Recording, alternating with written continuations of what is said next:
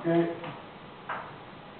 So that's what the stuff we're doing, that's security configuration. So this is a really interesting mapping, because this is a mapping to say, if you actually have an application that is actually using, basically implementing their own enterprise security API, you can actually eliminate all, if not basically most of the OWASP top 10 attack vulnerabilities by design. And this is kind of what you want, right? You want a situation where most of your app, or 90% of your app, is not even possible to have a security vulnerability. They have to go outside of their way to write a security vulnerability, which means that those deviations become easy to detect. Goes to the point. If I have a million lines of code, and I can safely say that 90% of that million lines of code doesn't matter, at least from a security point of view on these categories, because there's no way they can do that, because I'm doing some of the control here that prevents it. And that's the best scenario. And that's kind of where we need to get to. And again, I like SAPI because it allows me to have that conversation in a very pragmatic way. And once you start talking about mitigations, you can then make the case, like when you look at fixing the code, right? Then it's an interesting case, because you can then say, look, you're going to have to touch your code in 50 different places. Why don't we build a security control? Right? And you can have that conversation if they have to change 50 places. If they have to change the code in 2 places, then you might go, well, don't bother, right? Because it's a one-off problem. But if it's a systemic problem, then you can start to make the case that they really should fix that using a security control. But that's the point, and what's easier? It may be easier just to write a new application from scratch and we inside the new architecture where they could be able to fit in that in an existing application. Yeah. Well, and that's why I think that in some ways what we really need to have is a much better dance between the different components. Because a lot of the times, if it's an old application, you should be doing on a WAF, right? If your case is just about reducing the risk, you most likely just, make sure you have a decent patch, right? In the least intrusive point of view.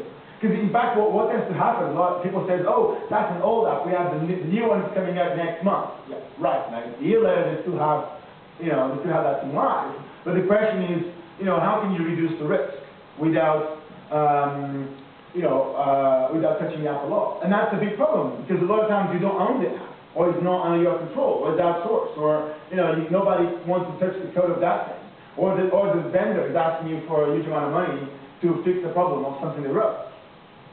Right? And but for me, so go back to the point, right?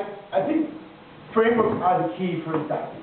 And again, I would use the SAPI actual code as a last resort.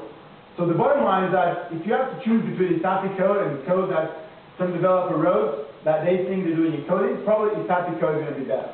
But what I really think you guys should be doing is putting the SAPI into the frameworks, so it becomes basically secure by default. And in some ways, what Microsoft did with this thing is interesting, because they kind of look at this and then they do their own thing, but they kind of use the same concepts, and they call it differently, right? But it's kind of the same concept. And Microsoft is trying, again, to create frameworks which are secure by default, right? So that people, when you code, you actually are, a good level of security just out of the box. They've got it now as well on the latest version of Visual Studio 2010. Yeah. On the field, you can check the box, and it will check if it's coming down the room that you can do. Yeah, so they have the cat.net, is that the cat.net stuff, right? The code, This stuff's built into Visual Studio. Yeah, but behind it is cat.net. I don't know what they mean. Yeah, but again, so one word on tools, we're going to talk a little bit later. The main problem tools have is they have to understand the context of your application, right? If the tool doesn't understand where the attack surface is, there's no tool in the world that actually will find a vulnerability if they don't know that that's attack surface. So, the biggest problem I think we have with tools is they don't understand the app, so they can't do their job properly because they don't know where to begin and where to end. So, okay. So, and that's kind of, the rest of it is kind of a bit fluffy on how much money you spend and stuff like that. But I just right up on SAPI. I think SAPI is still a reasonably immature project, and I think it will still be until the core frameworks like Struts and Spring and Microsoft and even some companies like yours or other pen testing companies or other enterprise companies really start using it and adopt it internally, and then we can sync up the thing.